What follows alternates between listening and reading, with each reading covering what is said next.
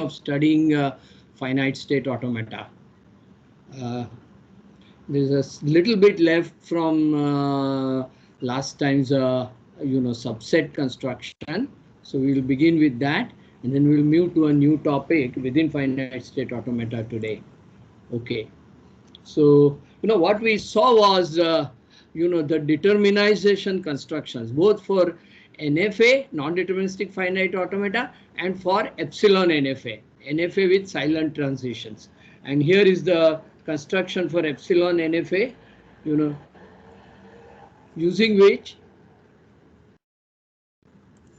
given an epsilon NFA like this, we will construct a DFA like this. And the set of states of this DFA where all the epsilon subset closed subsets of the sets of NFA, right? So I hope you have some idea about these constructions. Apart from the proof, at least you should be able to construct the corresponding DFAs. That's not very difficult. This is what we did, and we showed that the resulting DFA has the same language as the original NFA. Right? This was the theorem, and we did some examples of this. Now, what I want to consider is the size of the DFA constructed using the subset method. Now, what do we mean by size of an automaton? Any suggestions? Given an epsilon NFA like this, how do we measure its size? So there can be many different measures. We can measure the number of states plus the number of edges within this graph, or we can just measure number of states. And a standard method which has been accepted in literature is the size of an epsilon NFA with set of states Q is the number of states of that automaton. There's some noise here. Let me shut the window. Yeah. So size of an automaton is clear to you, right?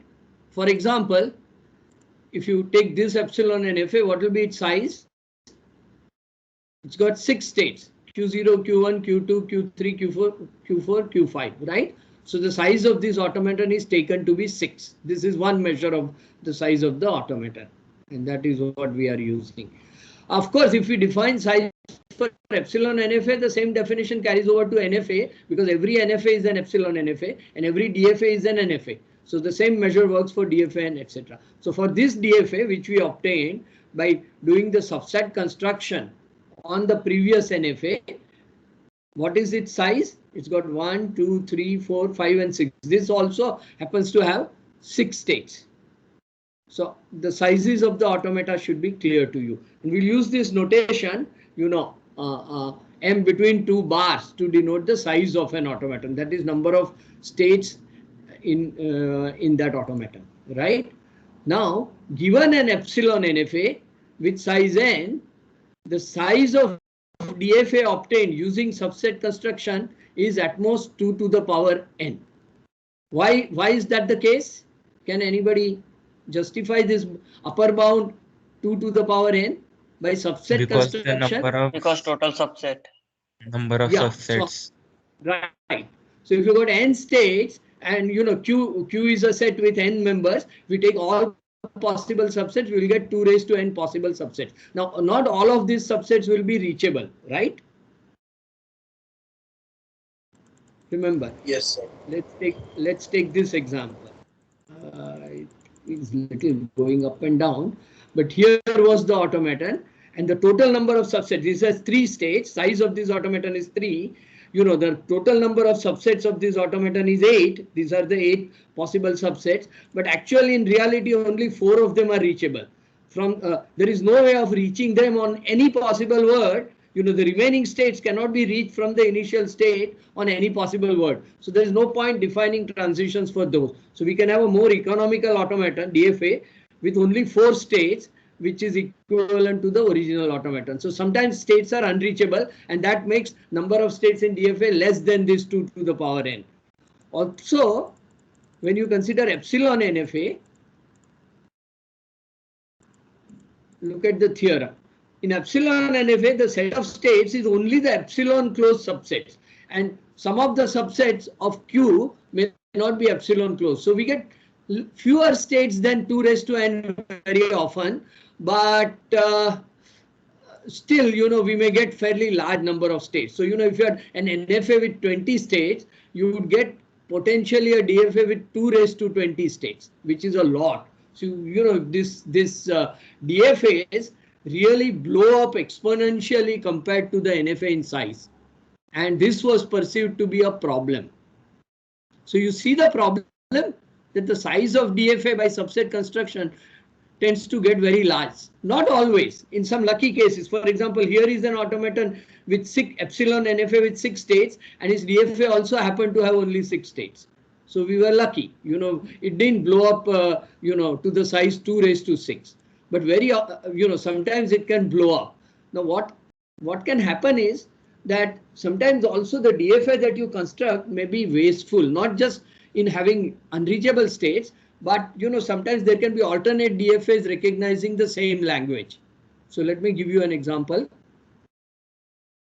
Let me draw it in red. I have this simple automaton. I think I gave this example before also, but I will give it again. There is a single letter alphabet A, and it recognizes all words with even number of A's, right? And it has got size 2.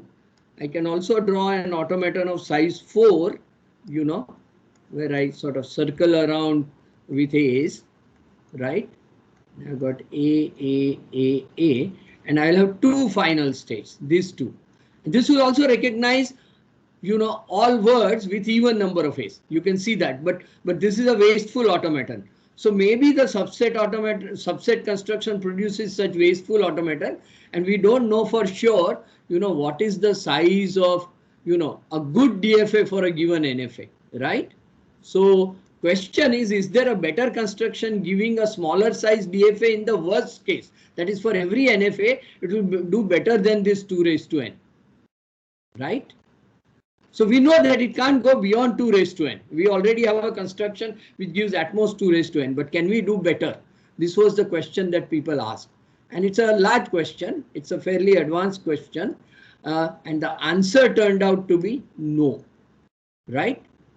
And to see the answer, you consider the following automaton. Now, can somebody tell me what this automaton recognizes? It's an NFA with 6 states. Size of this NFA, size of n is equal to 6. You can see it has 6 states, right? What does it recognize? Can anybody guess? Starting should be 1. No, you can loop here with any 0 and 1. Yes. 1 in the 5th position from right. 1 in the 5th position from right, right? So it says any word which is at least five letters long or more, and where the 5th last letter is a 1 is what it will recognize. So what it will do is it will loop on alphabet is of course 0, 1. It will loop here till it guesses, non-deterministically that this is the 5th last position, at which point it will check if the letter is 1. If it is 1, it will go here. And then the next 4 letters it will skip whether they are 0 or 1, and then it will accept. But if we made a wrong guess and there are more letters after this, then of course we will have nowhere to go and the run will die. So this will accept all those words over 0, 1 where the 5th letter from the right is a 1, right? Agreed? Any confusion so far? So this question that you have posed in red, so that is talking about the worst case scenario, right? Like, yes, worst case scenario. In some cases, you will naturally, this DF subset construction will do better, as we saw. But in the worst case, can we give better bound than 2 raised to n with a smarter construction? See, that was the question. Yes, is there an algorithmic way to find out if such a construction exists? No, there is no algorithmic way, but we have to try and give a proof. So either, see, if to answer that there is such a better construction, you actually give that construction, right? And prove that that construction also recognizes, the same language and produces smaller DFA in the worst case. So either you have to come up with a better method or you have to give an impossibility proof. Okay? And impossibility proofs are always a little bit tricky, right? So in this case, the answer turns out to be no, and we are going to consider an impossibility proof. Okay, so it's a proof that you will like. Okay, this impossibility proof is not part of the exam. Okay, but I think as IIT students, you should definitely see such intellectually challenging results. So how do we prove that there exists no possible construction which will convert NFA to DFA, which will potentially give less than an exponential number of states? Okay. So that's not what I meant. Like I meant like so in that previous example, you had shown that one of those NFAs could actually be reduced in a sense. Right. The number of states can be reduced. So if that exists, yes. If we know that this can be reduced, for this example, it is trivial. We like visually inspected and we realized it. But is there a way to at least find out if such reduction exists? Yeah. Okay. So as I understand the question, it's a very good question. Given such wasteful DFA, can we somehow optimize it? You know, just as in compiler we optimize the code, can we optimize this DFA to obtain this kind of automaton, right? Which is smaller. And how smaller can we make this automaton? Right? Is that what you meant? Yes, if it exists. I mean, like if it in general. So what we are going to do is we are going to study this question of optimizing this automata in great detail in coming lectures. So I don't want to break the suspense, but yes, there is a lot of investigation on how to optimize DFA to reduce their size, right? And then there's the question, how small can we make these, right? Okay. Yes, sir. Okay. Yeah, but the question is, for a given DFA, you know how to optimize it. For a given NFA, we don't know what is the smallest size of the DFA for it. You know, I mean, you can construct the DFA and optimize it and then say this is what I'm getting. But can we predict that, you know, for this particular NFA, I cannot do better than this? So this is more an existence question. So the question is, does there exist an NFA for which its smallest DFA has size order 2 raised to n? That is what we are asking. So we are asking, are there nasty NFAs whose DFAs cannot be minimized much more than 2 raised to n? So now you understood the question. So the question is more about very bad NFAs, examples of very bad NFAs where even very small DFAs are still exponentially large. Do they exist such NFAs? That is what it is saying. So no matter what you do, you know, the DFA that you will produce, not only by subset construction, but by any construction, you know, will be large. So the question we are asking here is a little bit different from what you are saying. And what you are asking is also a very important question. And we'll study that in coming classes. But here we are saying, are there bad NFAs for which, you know, the smallest DFA that you can have is still exponentially large? So now is the question clearer? Yes, sir. This is clear.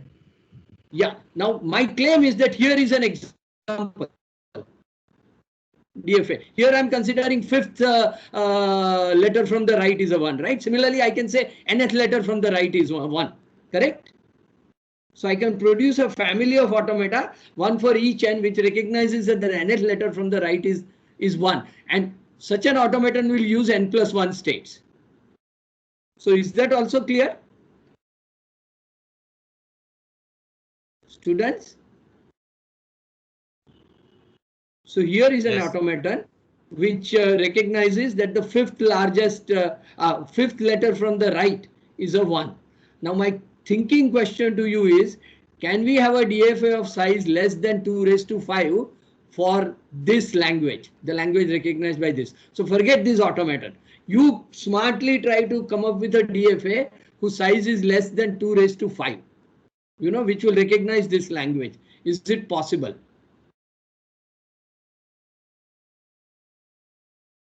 And my claim is that the answer is no. And I can do the proof today, or we can do the proof in the next class because it's an interesting proof. I think it's a thinking question. It's not a question for the exam, so don't worry. But I think you should all think about such questions. These are large questions. You solve questions like this, in the days where these questions were posed, you could have got a research paper out of it, right? So don't worry, they are not forbidding. You just have to think, So try to imagine, can there be a DFA with number of states less than 2⁵, which will recognize this language? And my claim is that no such DFA can exist. So I need to give an impossibility proof. Okay, so we will do this proof in the next class. I just wanted to set up this question for you. But since the answer is no, you know that for n state automaton, roughly 2⁻n−1 states will be definitely needed for some of the NFAs. And there are other NFAs which will go towards this. So in general, the subset construction gives rise to an exponential blow up in number of states. And NFAs are very economical in describing languages as compared to DFAs in some instances.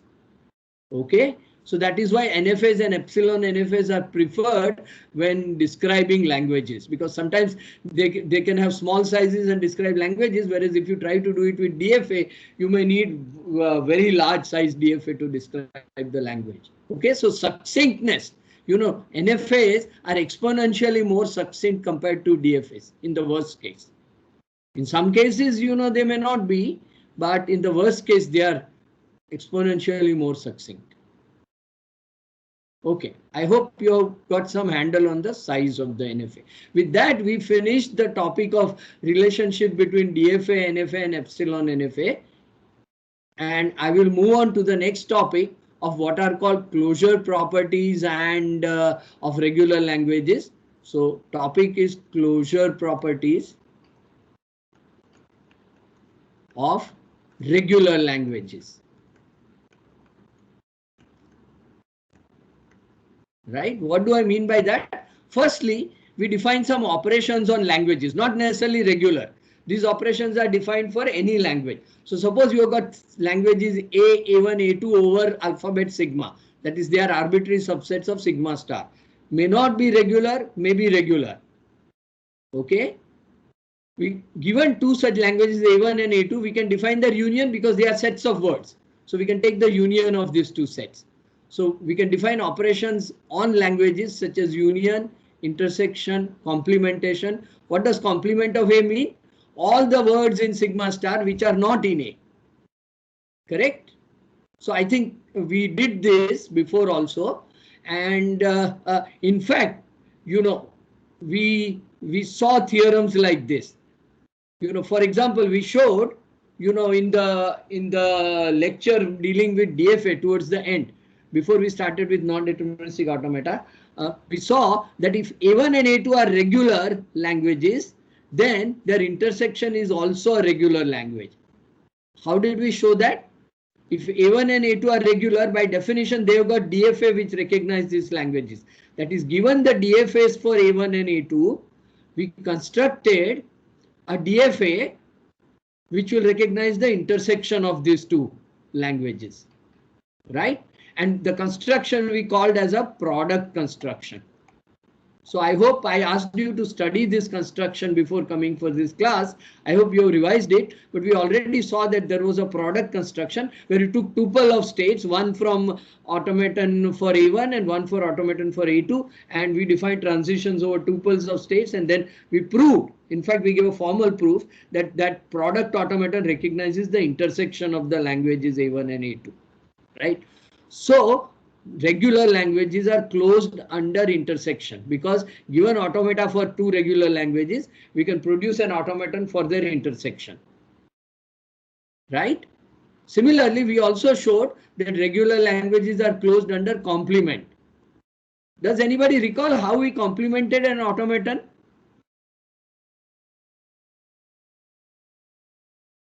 So given a DFA for a language A, how did we produce an automaton for the complement of A?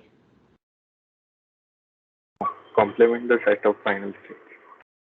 Yes, exchange the set of final and non-final states. Very good. That was the construction. And then there was a proof that this gave us the complement automaton, right?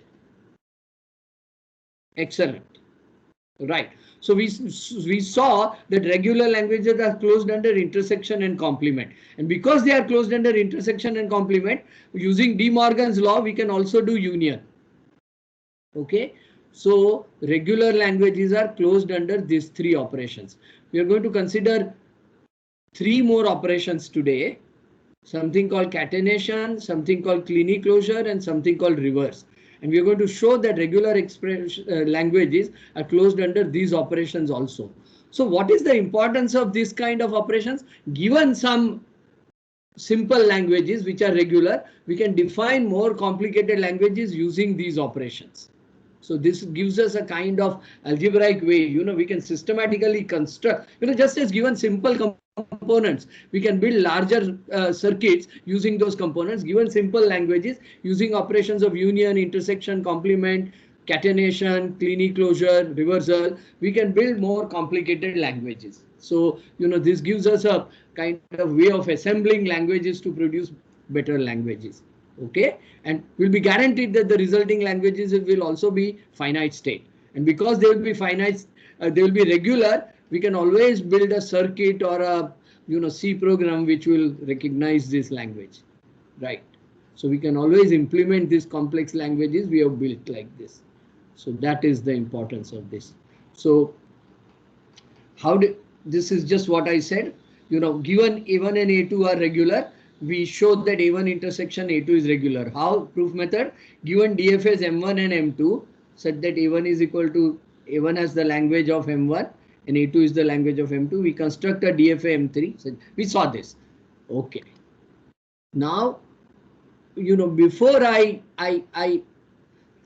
is an interesting question here. We said that for A1 and A2, because they are regular, we consider their DFA as M1 and M2. What happens if instead of DFA, we consider an epsilon NFA for M1 and M2? Because a regular language can be given either by a DFA or an NFA or an epsilon NFA. And potentially the epsilon NFA description is much smaller. So if I start with epsilon NFA description of languages A1 and A2, how do I get intersection? One way is I determinize those epsilon NFAs M1 and M2 to produce the deterministic versions of them and then apply my product construction. But this determinization makes the automata very large, and so this may turn out to be very inefficient method. So can I directly obtain an epsilon NFA for M3 which will recognize the intersection? This is the question, right? So this is a question of doing the intersection more succinctly using epsilon NFA rather than using DFA, right? We will see that question today. But before that, I want to introduce a standard form of epsilon NFA called normalized epsilon NFA.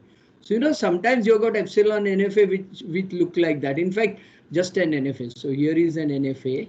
Alphabet sigma is AB. And it's got two states. There is this one state, and then there is another state, or three states in fact. So on an A it will remain here. This is the initial state. And then on a B it will go here. So it's in fact a DFA. And then on any AB it will go here and it will stay there on an AB. So it will recognize this is the final state. Okay. So what is the language of this automaton? Anybody?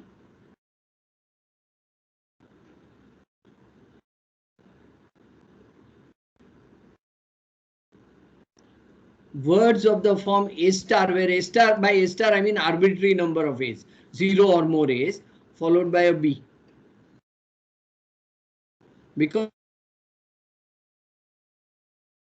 only if you get only A's, then of course you will not reach the final state, you will remain in this state. If you get a B, you will move to this accepting state. Yeah. But that should be the last letter. This B should be the last letter of the word. So I'll accept all the words where there are arbitrary number of A's, 0 or more, followed by one B, exactly one B at the end. Clear? Yes, sir. Yeah. Now the character, this automaton is slightly funny. Firstly, from the start state, there are transitions which come into that state. So there are transitions which end up into that state. So there are incoming transitions in the initial state, right? Similarly, from the final state, there is only one final state in this automaton, but from that final state, there are outgoing transitions, right? You see that from the structure of the automaton, from the graph of the automaton. Now, an epsilon NFA is said to be normalized if it has a single start state. Remember, an NFA can have more than one start state. So if the epsilon NFA has a single start state and a single final state, in this case we have a single start state, single final state. There are no incoming transitions into the start state. So this does not qualify as a normalized automaton because there are incoming transitions in the start state and there are no outgoing transitions from the final state. If this condition is met, then the epsilon NFA is said to be normalized. Okay, so it's a restriction on the graph of the epsilon NFA. So not every epsilon NFA is normalized. Clear? This is an example of an epsilon NFA which is not, in fact DFA, which is not normalized, right? And my claim is,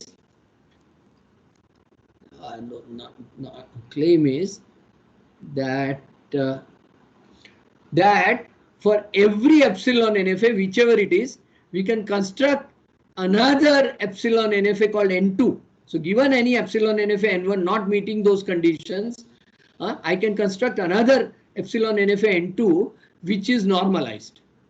Okay. So I can always transform or optimize my original NFA N1 into something called N2 which will have these three conditions. And the way we do it is given here. And what is the purpose of this normalization? We preserve the language. So the language accepted by the automaton should not change. Agreed? That's the purpose.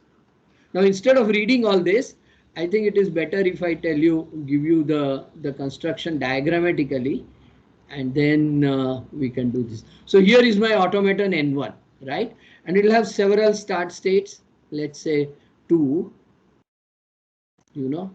so I'll have 2 start states. Okay, I need some space to draw it. So this is my start state and this is my start state, and it has several final states, again 2 in this case, right? And I claim that this is not necessarily normalized, so this may have incoming transition and this may have outgoing transitions, right? Arbitrary graph between this. What do? I construct an N2 where I add a new state called S, right? A new state called S and a new state called F. And I do an epsilon transition to every start state of N1, right? I add an epsilon transition from this start state. So I have only outgoing transitions from this S to each of these start states. And from each of these final states, I add an epsilon transition to this newly added state F. So is the construction clear? I take the original automaton N1. So I take all of its states Q and I add 2 fresh states S and F, right? So my new automaton has got set of states Q union S, F. And then alphabet remains same. The start state of my new automaton is this newly added state S, and the final state of my newly added automaton is F. Now technically my start state is set of start states, so I should write curly bracket S. But since there is only one element in S, I'm abusing the notation and just writing S, right? So my set of start states consists of a single state S here in the normalized automaton, and my set of final states is F, right? And I keep the transitions within the N1 part as they are. I just add these newly added blue arrows that I have shown you. Those are the arrows that I add. Those are the transitions that I add. And I make this the unique final state. This stop being the final state. So these become normal states. And on epsilon move, they will move here. So is the construction clear to you from this diagram?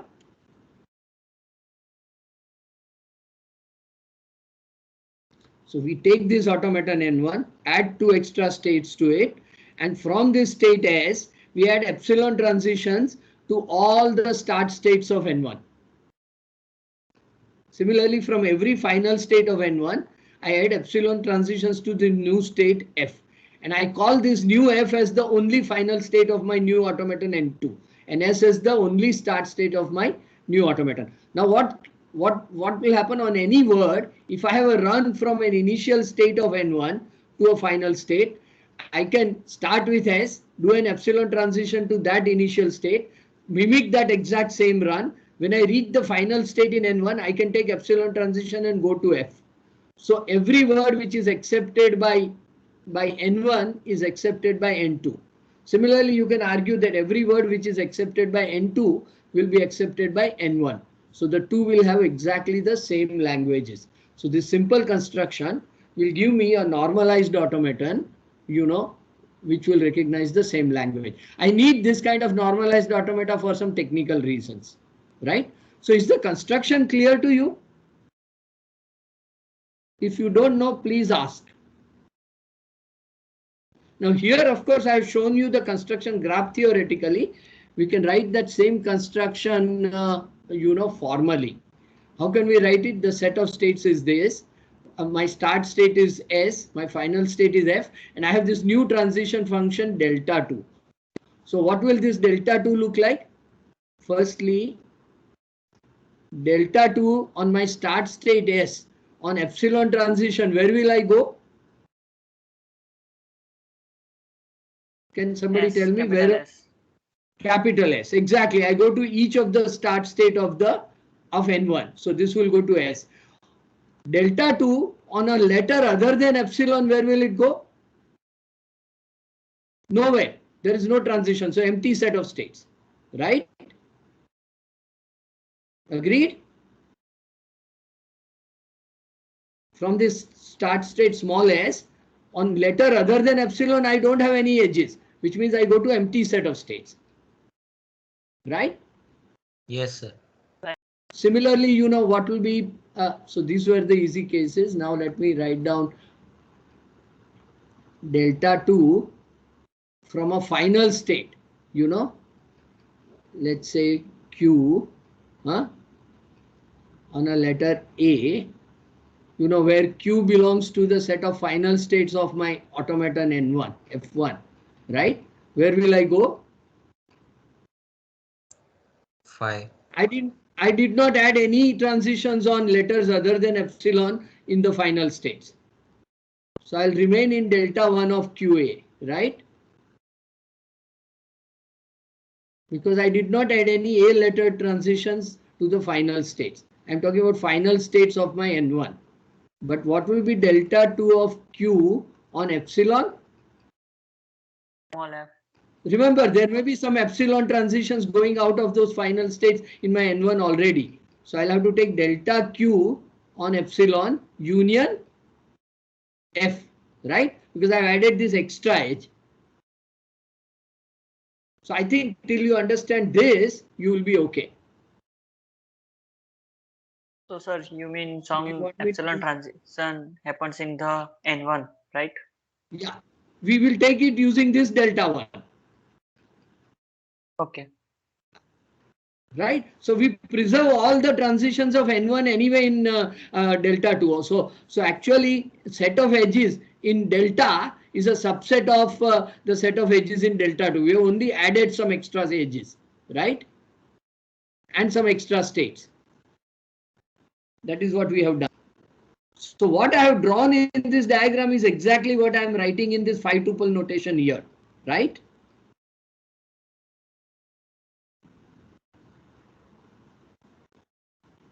I think there is some confusion here.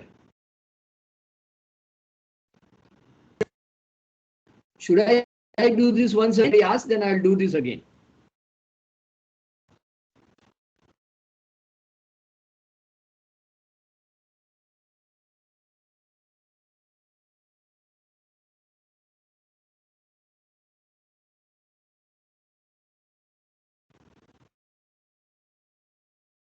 Okay. Sir, a small So correction. I think you know how we can normalize. Small f. Which one? in that Okay, in the bottom this, right side. yes, that's a small f. The newly added final state, small f. Capital F is the set of final states of the original automaton. Yes, sir. Shall I write this once again in a slightly clearer way? Or it's clear? Let me do it again. People seem little unsure.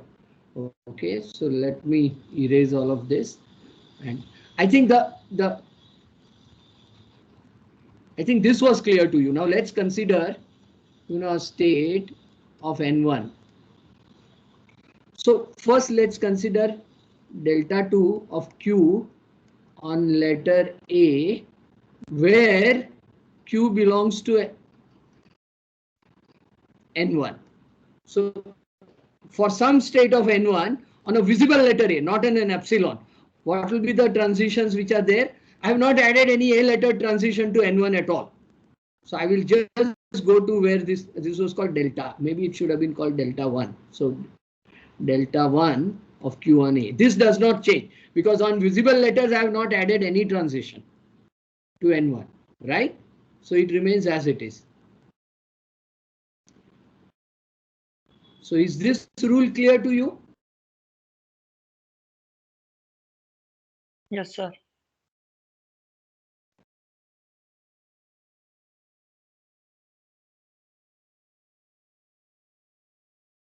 It's a state of N1, right? In that case, delta 2 of Q on epsilon will go where? We are saying except for the final states on epsilon transitions, where can I go within N1? Where it was taking me before. I have not added any other transitions inside N1, right? So this also does not change, right?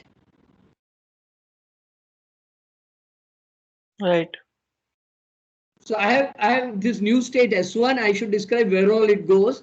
This new state F, where all it goes. For every state in N1, I must describe on a letter where all it goes. And I'm saying that till you are in N1 and you do a visible transition, you go exactly in N2 also, you go exactly where you're going in N1. Similarly, in N1, if you are in a non-final state, on epsilon, you go exactly where you are going. No change, right? Only when it's a final state of N1, I have added this extra epsilon transition. So that is where things will change. So I'm going to define that again, and I'm unfortunately not enough space, so I will rub this, but somebody is going to help me here. So now consider Q belongs to F, right? It's a final state of N1. In my new constructed N2, delta 2 of Q on epsilon will be what? On an epsilon transition, where all will I go? Remember that this N1 may internally have had some epsilon transitions, and those are still allowed when you are in the final state. Additionally, you have these edges. So what should I write here? I can continue to go wherever I went in N1 from Q and epsilon. And additionally, where all can I go? I can go to this small f, right? Because I have added this transition. So this is the phi tuple notation construction of this. But this diagram is showing more or less the same thing. I've drawn the original automaton N1. I say that in N2 I don't change anything, I don't delete anything. I just add these two extra states S and F, and I add these blue edges. That is what I have done to the automaton. So I think the diagram is also very clear, and of course we can write it formally in the phi tuple notation. So you should be comfortable going between the diagram and the phi tuple notation. Okay. And I think you can also see the reasoning why the language of N1 and the language of this new transformed N2 are the same. Okay, I hope this is clear. Yes, sir. Why is the language the same? Suppose there is a word which is accepted by N1. Right? Then my claim is that that word will also be accepted by N2. Why is that the case? Word is accepted by N1. So let me give that proof, visually. We are not going to write it in symbol, but we will visually give it, and I will draw it in green. The word X belongs to language of N1. Means what? From some start state, there are two start states, right? From some start state, let's say this one, on X, there is a sequence of transitions, including some epsilons, which will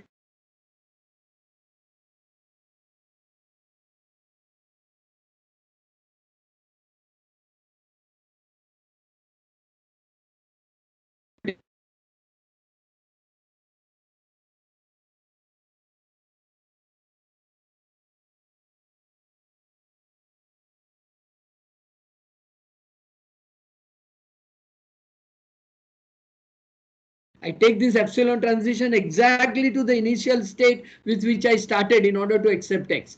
Then I follow the run as was happening in N1 because all those transitions are still available. Once I reach the final state, I take this epsilon transition and I reach this F. So I will draw this red here. And so what I will do is I'll do a run looking like this.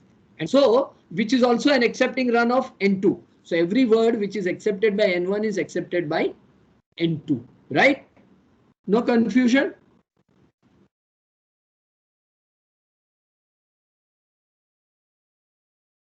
I hope this is clear and you are able to visualize what is happening. After all, we can just take the same run as in N1, just do this initial epsilon transition to choose the start state which was chosen in N1.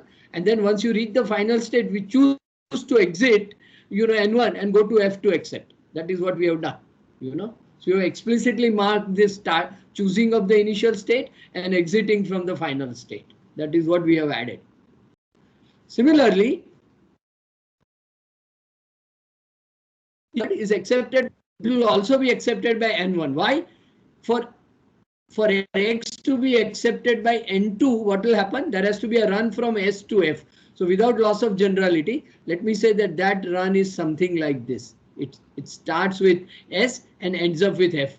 In order to do that, what it have to do? It will have to take an epsilon transition and go to some start state of N1. After that, it will have to follow the transitions of N1 till it reaches some final state.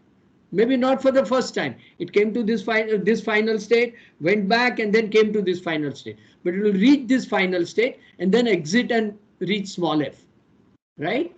So there will be some complicated path which will be followed, which will reach this final state and exit f. So what I can do is I can mimic similar run in N1 by non-deterministically starting at this initial state and then following this red run till I reach the final state. So this green run in N1 will also accept the same word X. So I think you need to go and think this out, not difficult, but it will sharpen your intuition about how acceptances are done in epsilon NFS. So every word which is accepted by N2 is accepted by N1 and every word which is accepted by N1 is accepted by N2. So they have the same language. This is the proof. Okay. Yeah. So we can normalize automata. Now this normalized automata will be useful in doing other operations. So we are going to do closure under union. Now we already saw that we could do closure under union by considering the DFAs corresponding to N1 and N2. So but here the problem is you are given an epsilon NFA N1 and epsilon NFA N2 and we are asked to construct an automaton N3 which will recognize the union of their languages. So here R actually denotes the automaton N1 and S denotes the automaton N2. In the textbook, they are called R and X. I have cut and paste this figure. Don't get confused. Okay. So what is the purpose? You are given these two automata N1 and N2 or R and S. They are both in normalized form because if they are not in normalized form, we can normalize them. So they have a unique start state. So my N1 has start state small s1. Its final state is small f1, which is here. So this is s1, this is f1. This is how you are given your automaton N1. This is s2 and this is f2, right? This is given to you. Given such N1 and N2, we are going to construct this bigger automaton, which is drawn here, N3, which will recognize the union of their languages. And we do that by adding two extra states, S3 and F3, just as we do in normalization construct. We add this S3 and F3, and then we add these black edges. That is from S3 on an epsilon, you can go to either S1 or S2. That is, you can non-deterministically start in R or S by taking this epsilon automaton. So now you have this unique start state S3, and by using this epsilon automaton, you are choosing which of the two start states to go to. So it is for serving same function as non-deterministically starting in either N1 or N2. You see the trick we have played using this epsilon automaton. We have non-deterministically started, either automaton N1 or N2. And then we follow whatever goes on in within N1 or N2, depending on which one we chose. And then once this automaton reaches its final state, we can decide to exit and go to F3. Okay. And the claim is that this construction, but firstly, is this construction clear to you? Yes, sir. Yeah. So we took this. Okay. So how do I, in terms of tuples, how do I describe this N3? I know my N3 automaton will have two extra states, S3 and F3, apart from the states of both N1 and N2. I will take all the states Q1 and Q2, and I'll take the union of those two and add two extra states S3 and F3 to it, right? So in phi tuple notation, I can write it like this. So what is my set of states in this N3 that I have constructed? This big automaton that I have drawn here is N3, right? So what are the set of states of N3? Anybody? See, the set of states of N1 is called Q1. Q2. And S3, Q1, F4. Q2. Right. S3, F4. So here, right. So the set of states Q3 is same as Q1 union Q2 union these two new states S3, F3, where these are fresh. These are, these are new states, right? Okay. What is the start state of my new automaton? S3, small s3, which I have already written here, right? What is the final state of my new automaton? F3, this newly added F3. See, that is what we do. This S3 became the start state of the new automaton. This F3, which was added, became the final state of the new automaton. So, I have already shown what are the start and final states. And now I need to define the transition function as drawn in this diagram. Now, this diagram is making clear what is the transition function, right? But we are going to do the practice of writing this in the phi tuple notation, right? So we have to define the transition from this newly added S3. We have to define the transition from this newly added F3. We have to define transitions from each state in N1 as well as each state in N2. And we have to do this for visible letters as well as epsilons, right? This is what we have to do. So the phi tuple notation is going to have many cases. So the first case is that from this starting newly added state S3 on epsilon, where or can you go? See this diagram. S1 and S2. S1 and S2. And on a letter A, where will you go? Visible letter A from S3? Nowhere. Empty set, right? Right. So that is what is written here. That delta 3, the newly constructed transition function from S3 on epsilon will go to S1, S2, and on any other visible letter of sigma will go to empty set. Okay? So that takes care of this part of the added states, right? Next, we need to define what happens for every state of my automaton N1. That is, if S belongs to Q1 on a visible letter, where all do I go? So in delta 3, starting from a state S which belongs to Q1, on A I will go exactly where my automaton N1 was going on S, right? Because I'm exactly mimicking the transitions of N1 within my N3. Once I am in N1, part of the N3, I will do exactly what N1 does, right? So here I mimic N1, in N3 on a visible letter. So if S belongs to Q1, I mimic N1, and if S belongs to Q2, I mimic N2, right? So I have not changed the N1 and the N2 automata on visible letters at all. Agreed? Yes. We have neither added nor deleted transitions within the R part or the N1 part, right? And that is what I am saying there. That the transition in N3 from any state in N1 on any visible letter is same as what happened in the original N1. That is what I am saying. And the symbolic way of stating that is this, right? Similarly, for every state in N2, I will mimic what happens in N2, right? So I have not changed N1 and N2 on visible letters. On epsilon, what do I do in, if the state is not a final state, what has happened is in this construction, it's only from the final state F1 and F2 that I have added this transition. So for all other states, the epsilon transitions also remain the same, right? So for all states of Q1, which are not final states of N1, on epsilon I exactly mimic what happens within N1. So for all non-final states of N1 or N2, I mimic what happens in those components. So I think this is just a way of saying that I have not changed any of the transitions for the non-final states of N1 and N2. I am mimicking exactly what happens for all the states which are not F1 or F2. I am mimicking exactly what happens in N1 and N2 on epsilon moves also. That is what this is saying. Finally, for the state F1 on epsilon, what do? I have retained all the epsilon transitions within N1 and I have added this extra transition which goes to F3, right?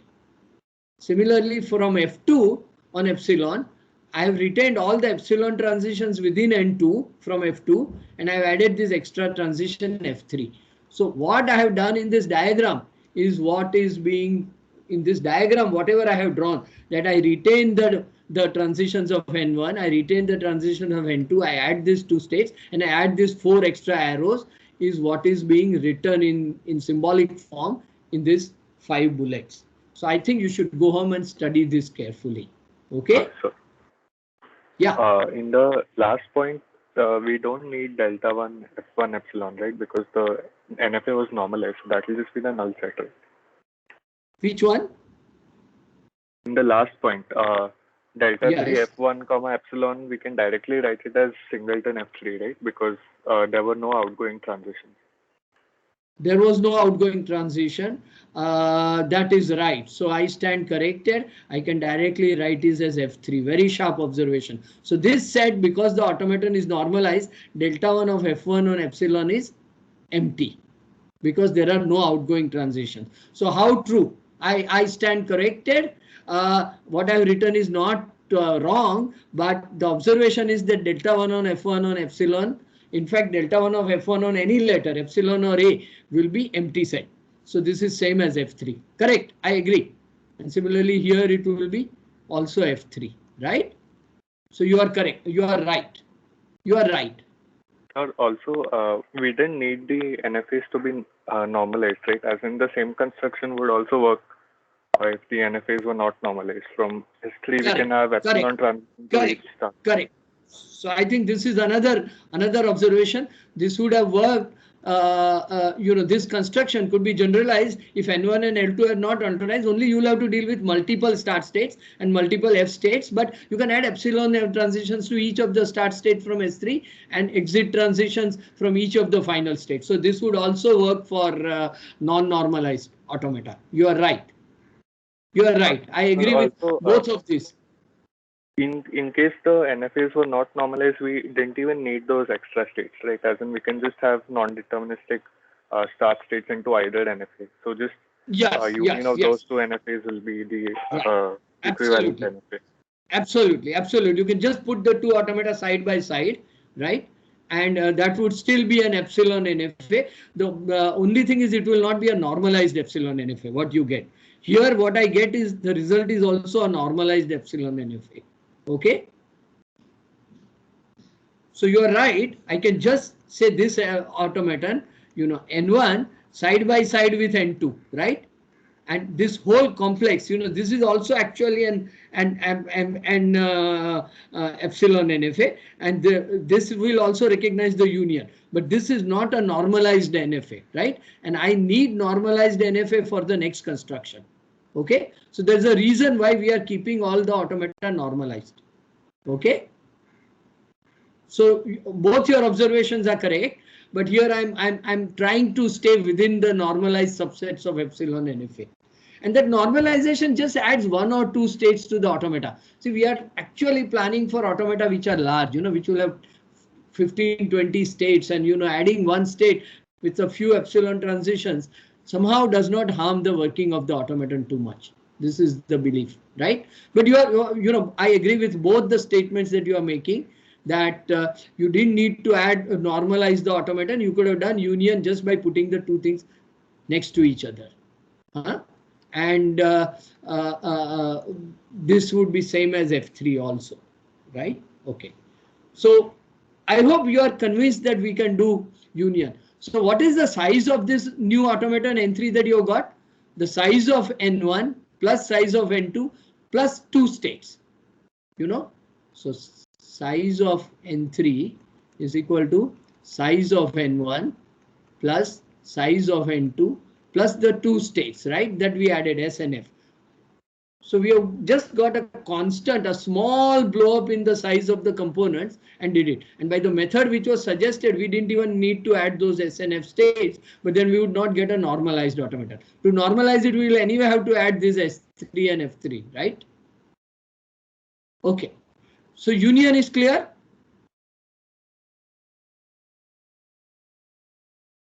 I hope union is clear.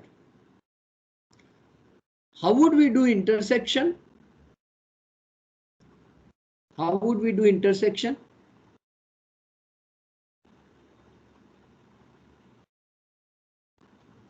So how many of you have studied the product construction for DFA?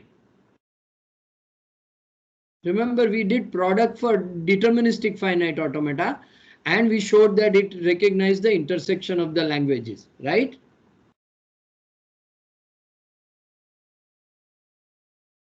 Sir, can't we put the 2 NFAs in series? So the final state of the first NFA should make an epsilon transition to the start state of the next NFA. No, so I think let me add a page after, and suppose you are given an epsilon NFA, let's say normalized, N1 N1 and an epsilon NFA N2, right? And this has this start state and this final state, right? So this is S1 and F1 and S2 and F2, right? This is the final state here. In order to recognize intersection, X belongs to language of N1 intersection language of N2, if and only if, I mean, this is a stupid reduction, X belongs to language of N1 and X belongs to language of N2, right?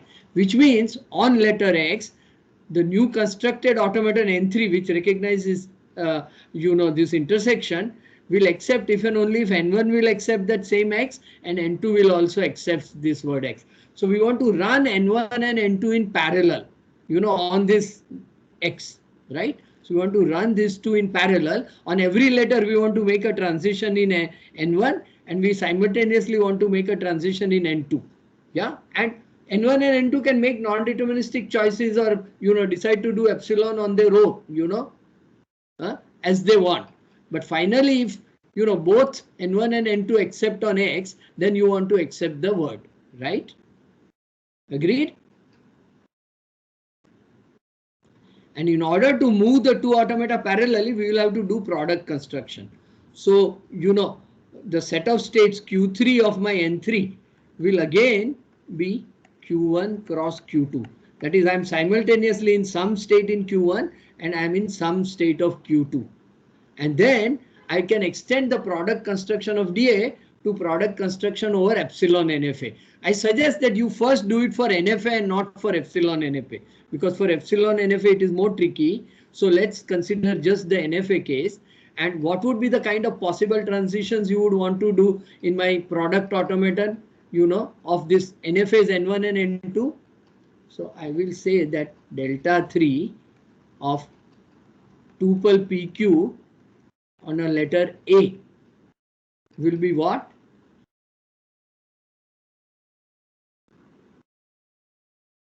Well, in the Delta first 1. automaton N1, on P on an A, I will go to some set of states. Okay. Similarly, in delta 2, I may go to more than one state. From Q on letter A, I will go to a set of states. And any of these possibilities, see, this non-deterministical is deciding to go somewhere. This automaton is deciding to go somewhere on Q. And I have no control on where N2 goes in N1. And I have no control on where N1 goes in N2. So all possible combinations of the set of states will arise. So I actually take the product of these two states.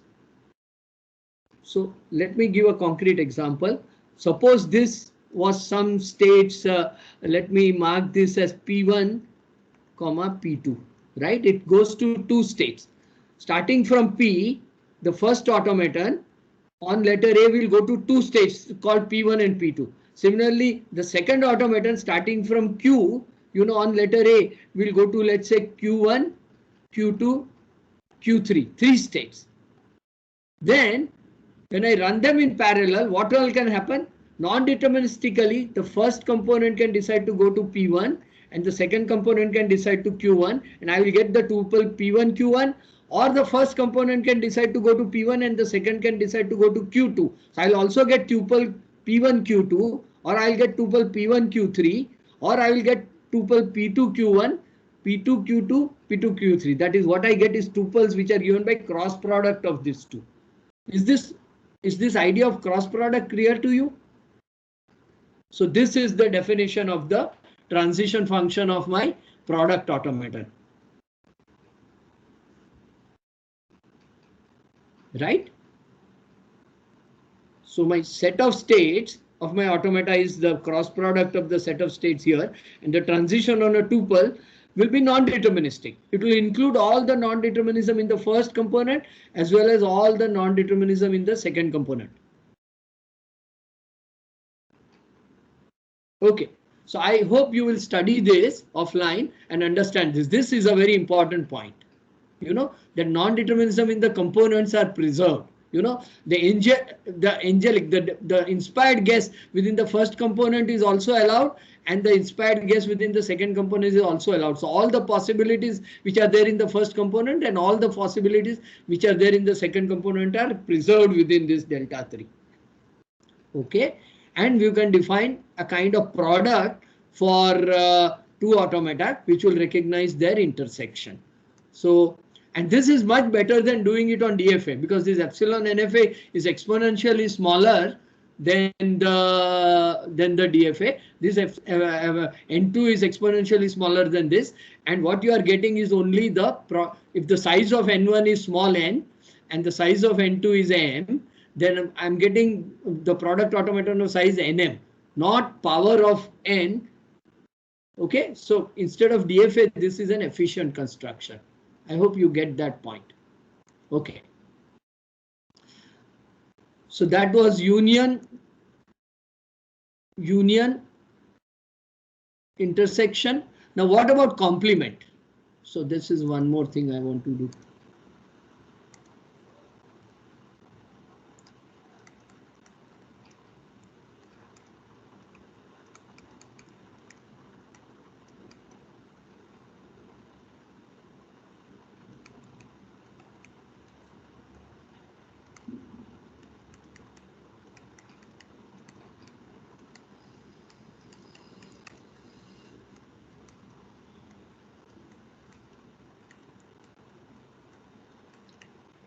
Okay, any suggestions? So we are given epsilon NFA and we want to construct an epsilon NFA N2 which will recognize the complement of this language. Intersection. Yes. Hello. In intersection, we not need to add any transition between them, right? Yes. So without any adding transition, we But make we did the product. We took tuples of the states, no? only cross product, right? Yes. Yes. Yes. Okay. We only need to do cross product. We didn't need to add any other states. But this cross product is quite large. No? If Q1 has got 50 states and Q2 has got 60 states, we will get 50 into 60 states in this Q3, right? Right. Right. But this is a different thing. This is complementation. Huh? This is a different problem.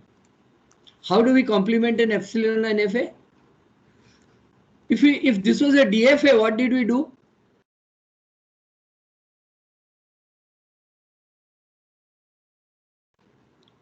Let me illustrate this because people are a little bit silent. So here I have got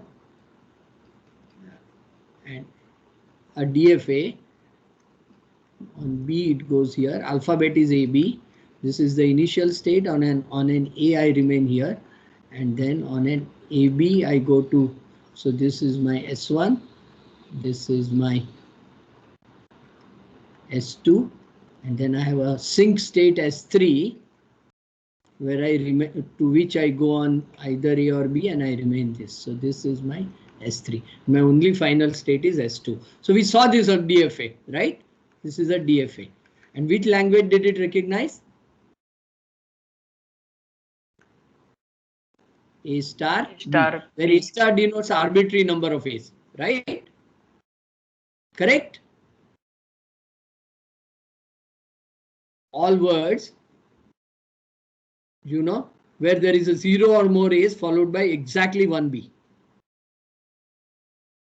At least this should be very clear to you. I mean, this is elementary, right? Now, how do we get a complement of this language? So what is tilde of L? Well, all words which are not of this form, right? How do we recognize tilde of L? So how do we have a DFA for tilde of L? That is the complement of L. Well, I will draw it in black. I will have exactly the same graph and I will have exactly the same transitions,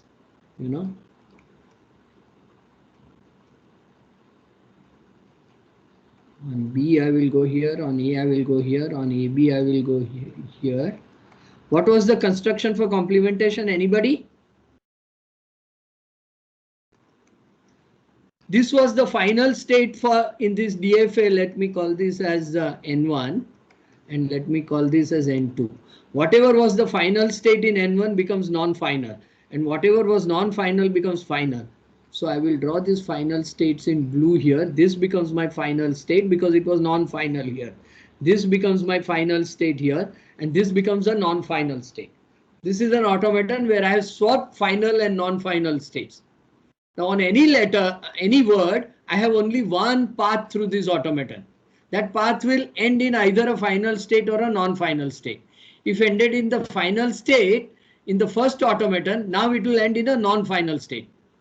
Right? So word will be accepted by the first automaton if and only if it is not accepted by the second automaton.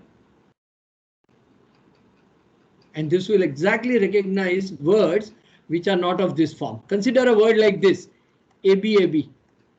What will happen in the first automaton when ABAB? On A, I will go from, so I will have a unique run in both the automata which will look like that. I will start with S1. On an A, I will go to S1 itself. Both automata have exactly the same transitions. So I'm going to have the same run in both the automata. S1, on a B, I will go to S2. Then on an A, I will go to S3. And then on another B, I will go to S3. This is my run in both N1 and N2. So on the same word, both these automata have exactly the same run. Only this S3 is the final state of N2 and it is a non-final state of S1. right? So N2 will recognize this word, whereas N1 will not recognize this word.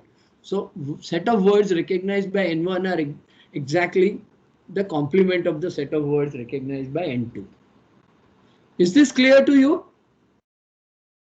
We swap the final and the non-final states in case of DFA and we recognize the word. That is because on a word in the DFA there is a unique run, and that run is either accepting or not accepting depending on whether the last state of the run is a final state or not. If you swap final and non-final states, you are swapping the status of accepting or non-accepting runs. So we have exactly got the complement of the language. I think I'm getting very little feedback. I think if you have any confusion, please tell me. So I hope this point is clear. Now, why can't we, suppose we have an NFA, can we use the same trick in case of NFA directly? So here I'm going to have an automaton. On a 0 or a 1, I remain here. And then on a 1, I go here. And this is my final state. This is my NFA. Okay. And if you like to make it total, yeah. Okay. So I have this initial state. There are two states, S1 and S2. And what does this recognize? This recognizes all those words where the last letter is a 1. Okay.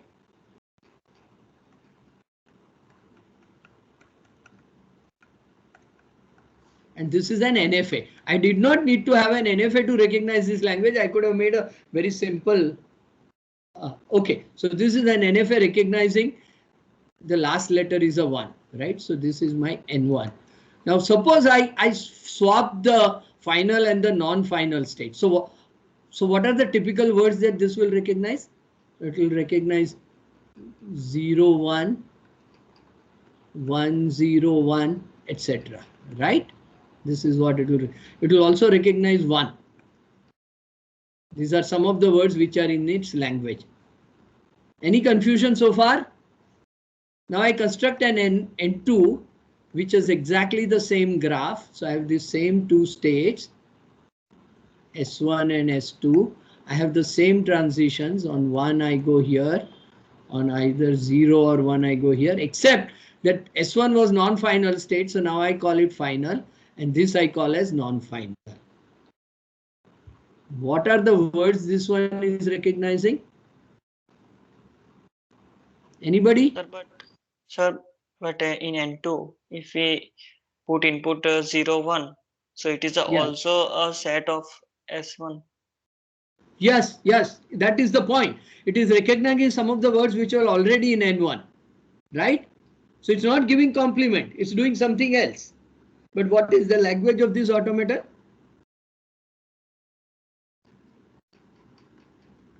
It will be 0, 1 star. Every word it will recognize. Why? Because no matter what letters I get, I always stay in S1, which is the final state. So you see, language of this is 0, 1 star. It will recognize every word, including all of these words. So just by swapping and final and non-final state, in NFA you don't get complement.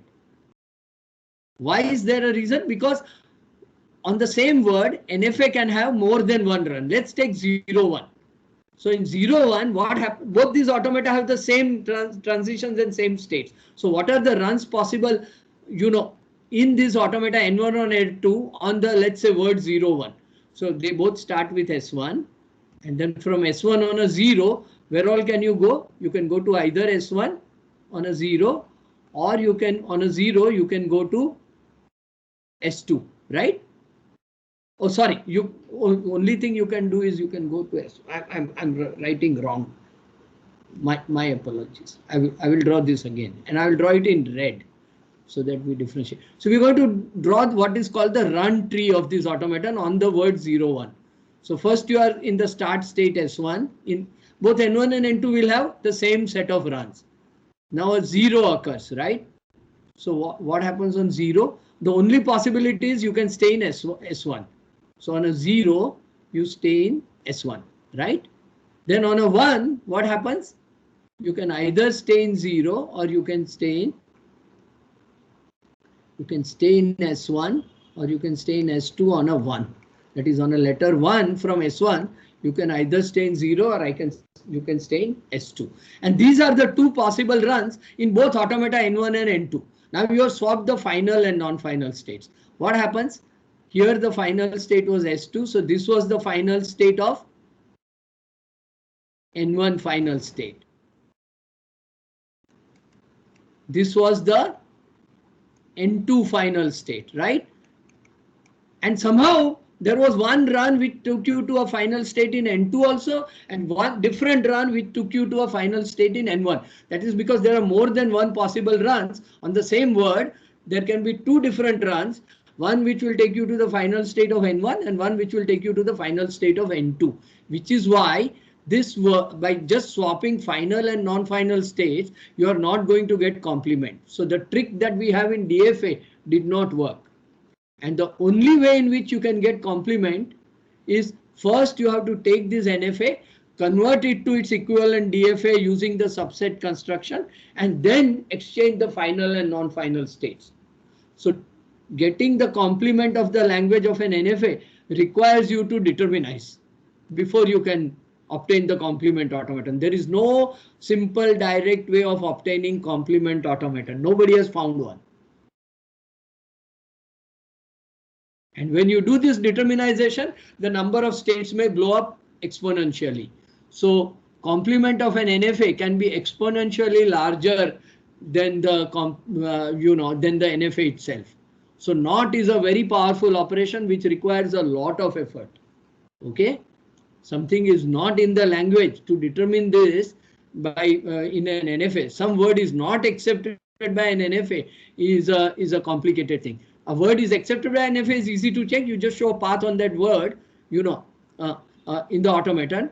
But in order to show that a word is not in the language of the NFA, you have to show that all possible paths in the automaton on that word don't take you to a final state. So you have to somehow keep track of all possible paths, which is why complementation of NFAs is difficult and they have to go through determinization.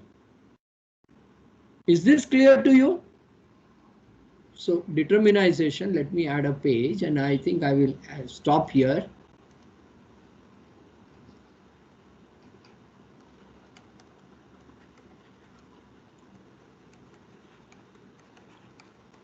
And we get complement automaton N2 equal to first what do? You determinize N1 and then complement.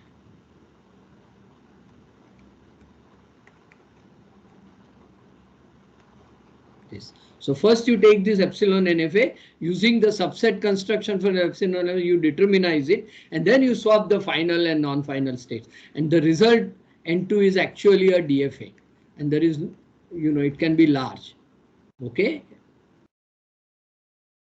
So this is the way in which we obtain complement automaton for an epsilon NFA. So what we have done is so far, we have shown that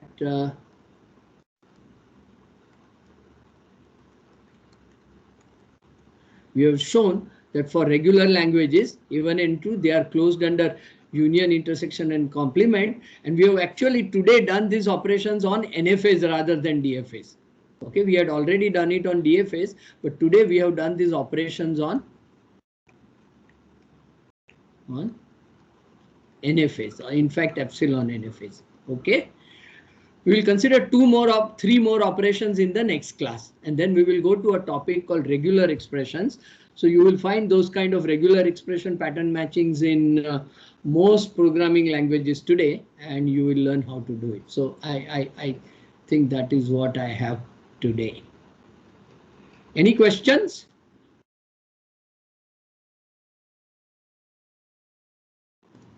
Sir. Yes. Hello. Sir, no any question? Yes. No questions, right? Okay. Sir, there is just little confirmation that you have not given any quiz of last week, right? On Moodle. No, I did not give any quiz last week. It is my fault, but there will be a quiz this week. You know, okay, it sir. will be a little longer. Okay, sir. Thank you, sir. Yeah. And this week I also, over the weekend, I plan to release homework also, which will be long questions to work out. Okay. Okay, fine, sir. Yeah, and I'll give you enough time to submit the homework. I mean, you don't really have to submit the homework. We'll discuss the answers in tutorial. The TAs will help you. But I can tell you that the midterm quiz or the midterm exam and end-term exam will be based on homework. So it is in your favor to learn to do the homework, because the questions will be similar in the exam. Okay. So I will release the homework. Quiz is the start of doing the homework. All right. So if there are no questions, we will end today. Thank you. We have come quite far. I think you have done this topic. You are doing this topic much more thoroughly than what is done in most computer science departments around the country. IITs are a different cup of tea. And I think you are getting very solid grounding in this finite state automata theory. Okay. Yeah. Okay. Thank you. Thank you, sir. Yeah. So I will stop the recording.